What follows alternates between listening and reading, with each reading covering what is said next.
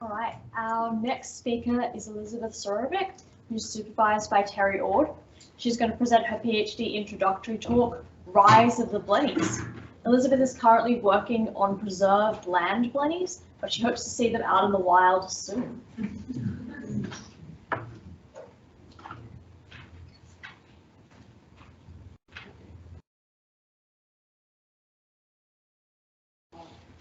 Hello, everybody. Yes, today I'm going to talk to you about the rise of the Blennies. And so hopefully by the end of this talk, you will have some more respect for the Blennies. So, what even is a Blenny? So from the family Blennidae, it's a group of small, benthic, cryptic fish that have a global distribution in the tropics. Now, when I say benthic, I mean that these guys actually live on the rock bottoms of the ocean, specifically coral reefs, rocky corals, and rock jetties around the coast. So as you can kind of see in some of these pictures, they're on rocks. There are currently about 403 species of blennies currently known. Of these, I am specifically looking at land blennies. Dun, dun, dun. Yes, there are fish on land, believe it or not. I know, mind-blowing. So, I have video evidence to blow your mind further. This is from the island of Guam, and as you can see those little guys there, those are blennies. He just ran away from water. Oh my gosh. Yeah, he also needs detritus. Most of them are algal eaters. These guys live on the rocks, super agile, jumping around. Clearly they are adapted for land.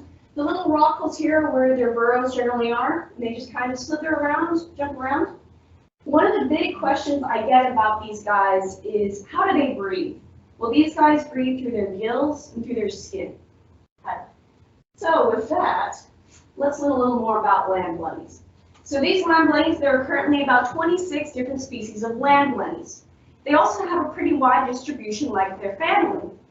The ones in the video were from Guam. This guy is from Mauritius, all the way in the Indian Ocean, pretty far away.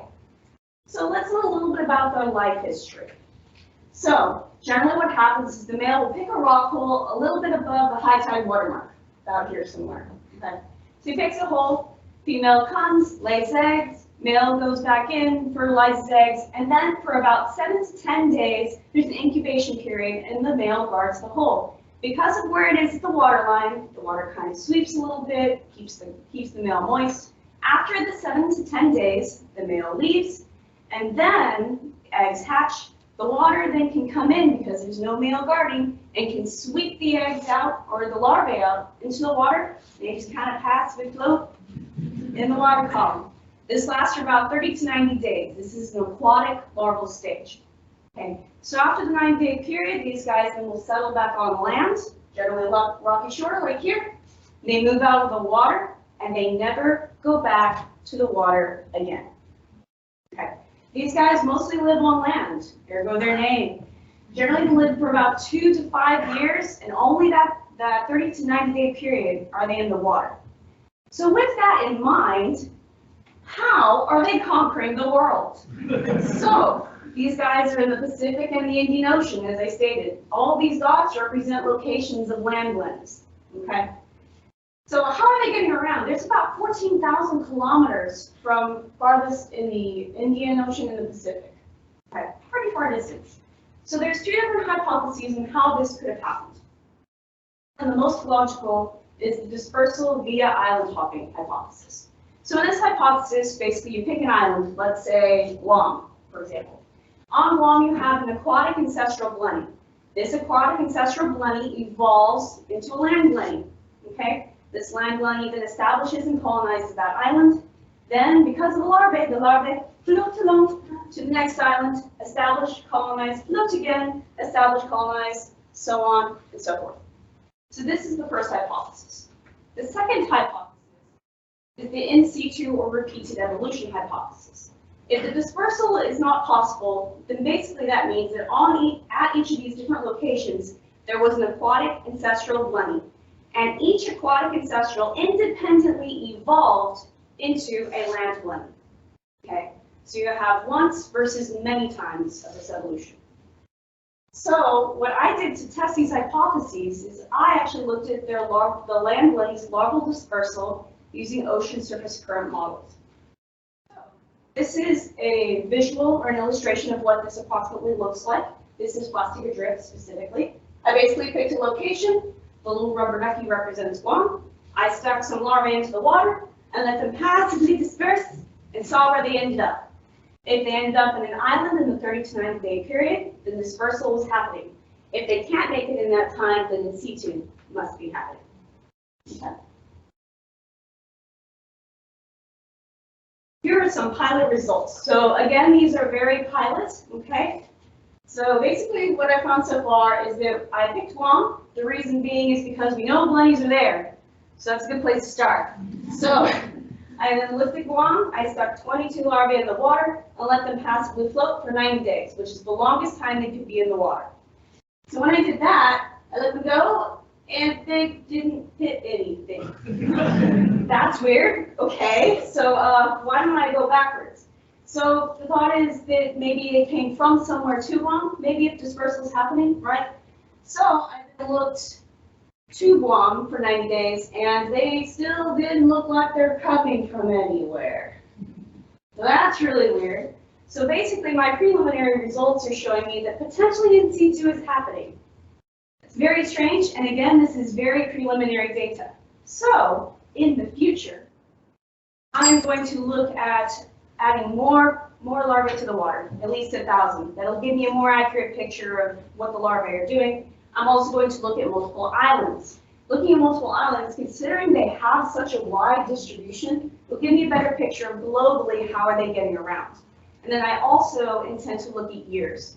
The model that I was using just had 1 year worth of data, okay? Ocean surface currents change over time. So adding multiple years would give me a better look at the actual ocean surface currents. And so with that, thank you to Elizabeth and the CCRC for all their climate data and help with that, to Dan and Hannah for helping answer my questions on programming, to my committee and my members. And I hope you now have more respect for the Blennies. Stay tuned for the dawn of the Blennies and what questions do you have?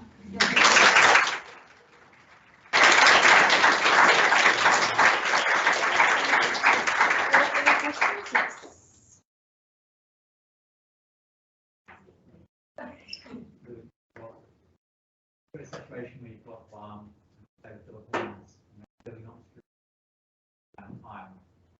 Possible that they're using that's like helping the impact and That's a good question. And as far as I know, because of the amount of time it would take them to get to the islands, perhaps they are in extreme circumstances, but I don't think it's as likely as the larval state. But perhaps a little bit. Do you have any idea when they evolved? Like when they went to land? Or is they... Ah, good question. We do have some data on that from some phylogenies, but the amount of error bars that are there are quite large.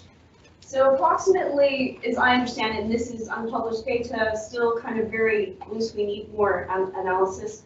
It's about, so the land Blennies that I'm looking at, specifically Alticus, ended up coming about 1 million years ago. The family Blennies came about 19. It's like 19 million, then you get about 3 million is the big family, then the species itself is about. That's about when they came, so they've had a long time to get around.